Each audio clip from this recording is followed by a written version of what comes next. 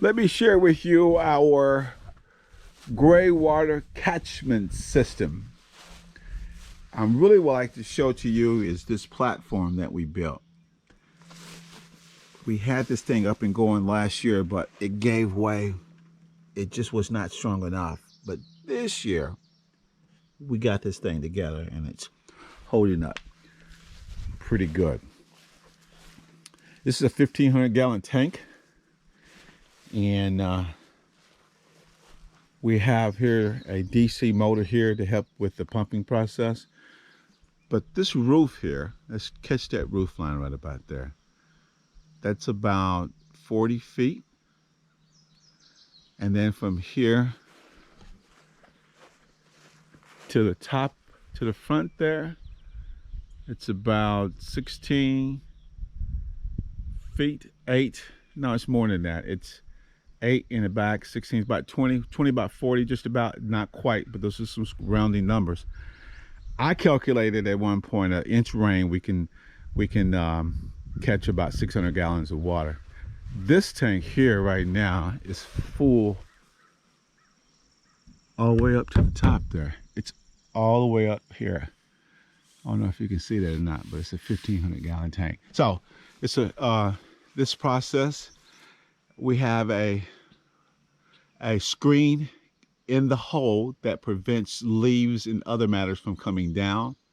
But the first wash, if there's any debris in the gutter, it would then fill down this pipe and then it rushes out here. And then currently I have about 3 small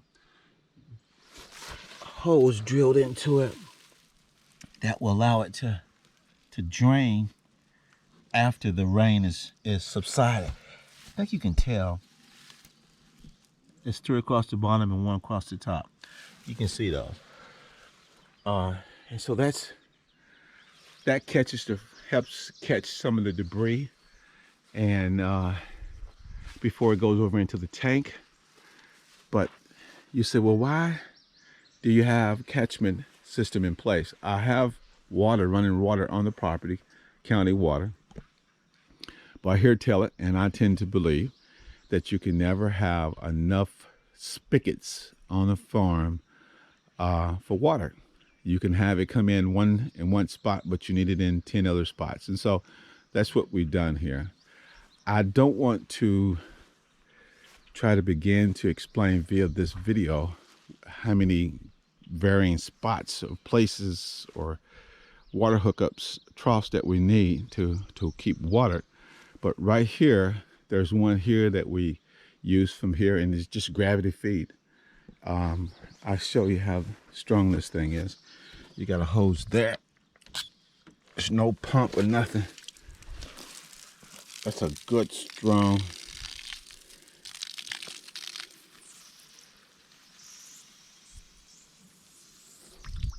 It's gravity feed there. So what we do, we'll take this and we will put that over our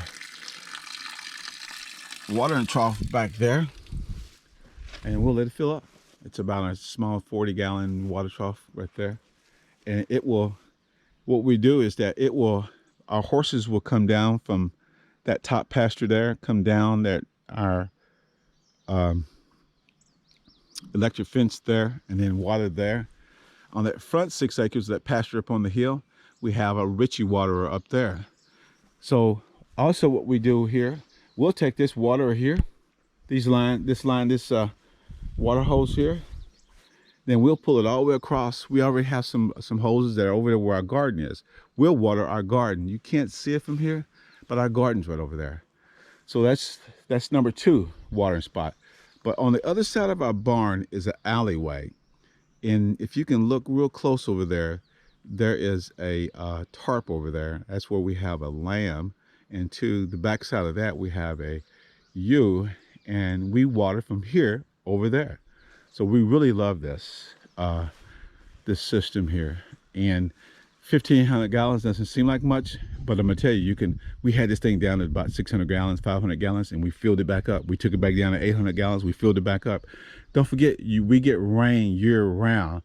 So if you use it for us, we were scared to use it because we didn't want to deplete this gray water system resources. But I finally realized that we get rain here in Kentucky year round. So it's a real simple process. I say that all the time because it is. Believe me, folks, it doesn't take a whole lot of anything to put these things together. We just have to have a need. And then once you find a need, a practical need and a functionality, I think you can find the energy and the resources to make these things happen. You say, well, man, that's a lot of money. Well, I'm gonna tell you right now, that tank, most of these tanks every uh, every 100 gallons is almost like $100. So this is 1,500 gallons, and I think it would have been about $1,500 for this. I bought this. Guy was selling it off the side of the road at his place of his establishment. I pulled in, and he sold it to me for $300. In fact, I bought this tank and this trailer right here at the same time.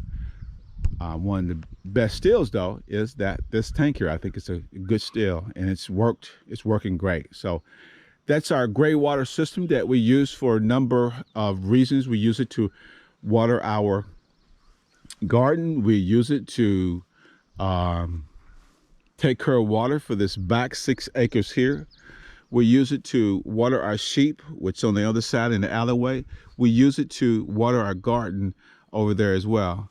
So we use this gray water system for a number of things. We also use it to, at the end of the day, of washing off and cooling down as well. So I would recommend on any farm or kind of a homestead sort of farm, organic farm, off the grid farm. One of the first things you want to do is just figure out how to create a water catchment system. Now, what I did do when we first got here, we built a pond over here, and we put down beneath that pond a spigot. But the pond would lose water over time, and so really dramatically. So we stopped using that for watering plants and sort of thing. We didn't use that as watering the livestock or anything like that. But we use it to water our garden. But this has proved to be a pretty good system. If you have any questions on the measurements or anything like that, let me know, and I'll be more than happy to share it with you.